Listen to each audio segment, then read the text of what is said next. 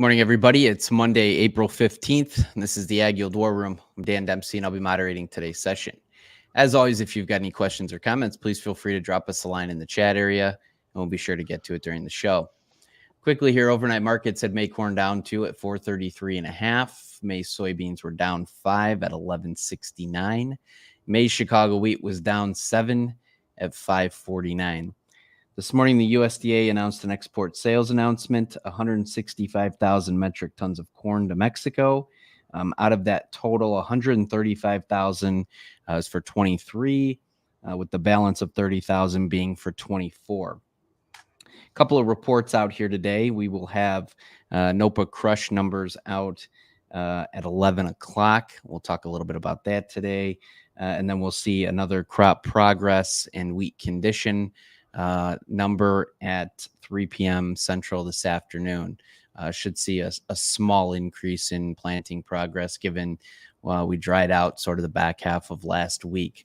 So with that being said, we'll kick it over to the guys here this morning. Ben, interesting over the weekend to see certainly the offensive from the Iranians into Israel. By all accounts, it was like throwing a melted snowball. But at the same time, it was, it was hostile, and I think the world took notice. So what's your thoughts here this morning? Yeah, I always have a little bit of trepidation when I hear people announcing in advance that they're going to attack someone. I think it was kind of it implies that maybe they're not as serious, but they went ahead and got aggressive and tried to overwhelm the Iron Dome. I think the key takeaway from all of that is it was really, for the most part, defeated. When you look also at some of the participants, the U.S. and the United Kingdom, but then also I believe Jordan and Saudi Arabia participated by trying to take out drones and missiles before they actually hit Israel. From here, I think it gets even more complicated because Israel wants to retaliate. They've made it very clear what their position on this is. And a lot of other world leaders are trying to calm them to get things kind of settled down. The question is this a face-saving kind of move for Iran to their people and hoping that it doesn't go any further? Or is this where things start to really escalate there? And a lot of people in the Middle East are going to have to decide where they want to be in the history books. And all in all, you're looking at still a situation that is not getting any better.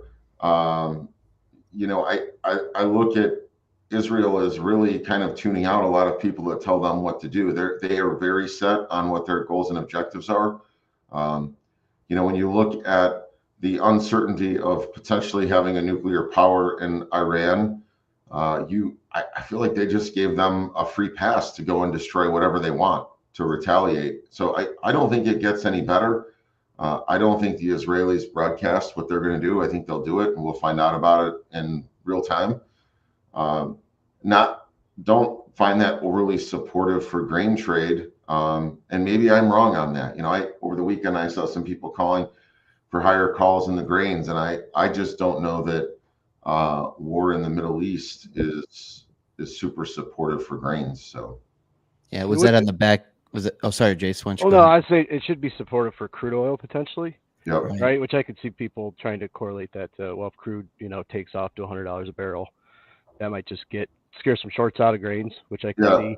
Yeah, I think it puts Biden and the Biden administration, into a corner a little bit, right? I think there's people calling for sanctions against Iran, but at the same time, he doesn't want, crude prices to go up, right, during an election year. Yeah, that was my take too from them, right? Like the Iranians called it a victory, and it was pretty obvious that they weren't necessarily trying to pick a fight.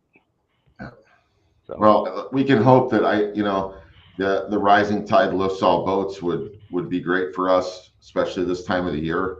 So for whatever reason we may get a rally, I'll be thankful for it if it comes. So Dustin, good morning. We talked a little bit. Corn open interest was down pretty significantly there on Friday, down almost a little over 20,000. Beans open interest was up almost 11,000.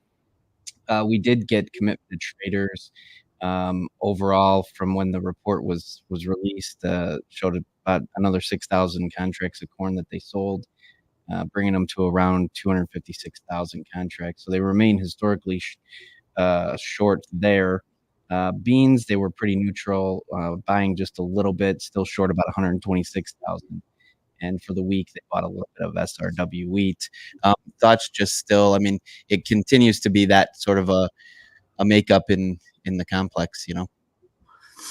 Yeah. So we saw a liquidation of open interest by managed money on that last COT report, but they were liquidating both sides of their positions. So the managed money that's long was liquidating longs, managed money that's short was liquidating shorts. So not a big change in the net.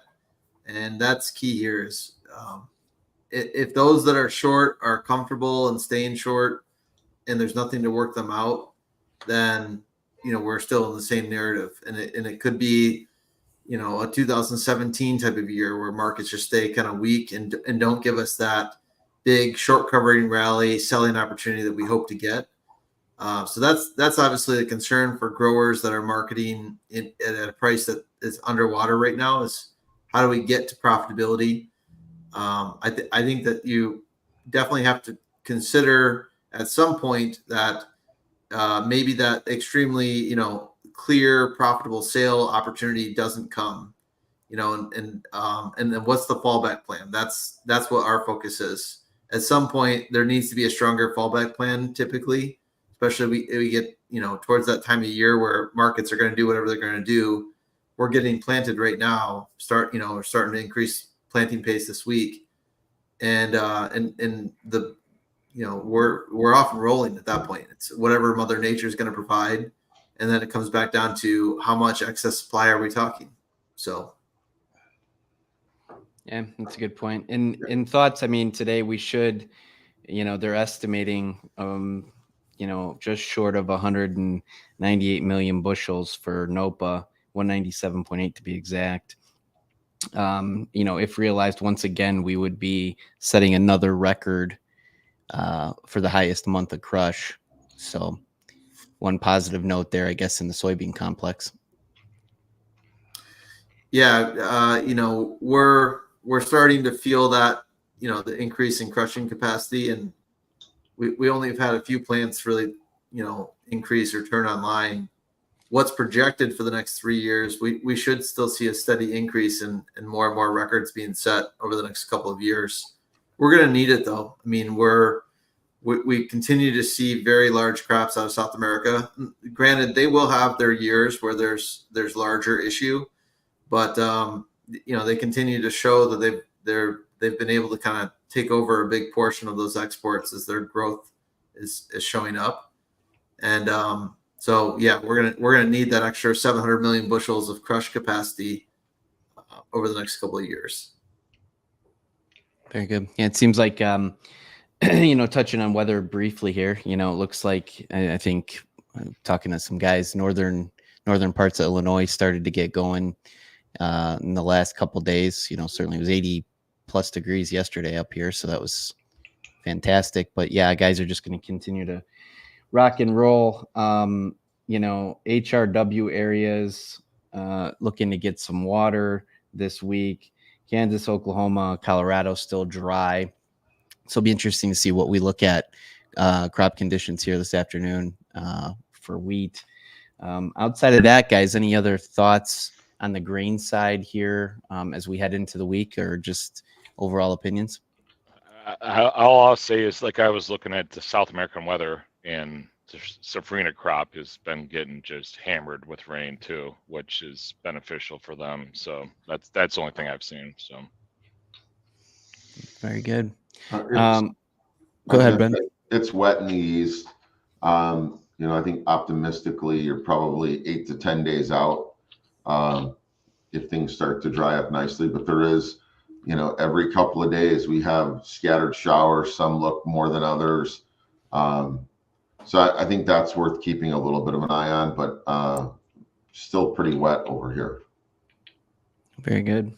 Yeah, right on. Ryland, pork production last week up 2.6%. On the flip side, beef production down 1.4%, with a slaughter coming in down about 1.6%. What do you think this week as we start out in the livestock? Well, I mean, like just most commodity markets, it seemed like there was risk off kind of right at the end of the week because of the Iran-Israel conflict. So, I mean, I think there still is going to be an air of caution here. So, it seemed like a lot of the fundamentals that we're seeing right now may just get to the wayside. I don't know if that's going to encourage too much, especially in the cattle. You got everything. Cash was lower. We were about $2 lower, 2 to 4 lower in the dressed. So, I mean, it's been trending lower. It is in a vulnerable seasonal time frame.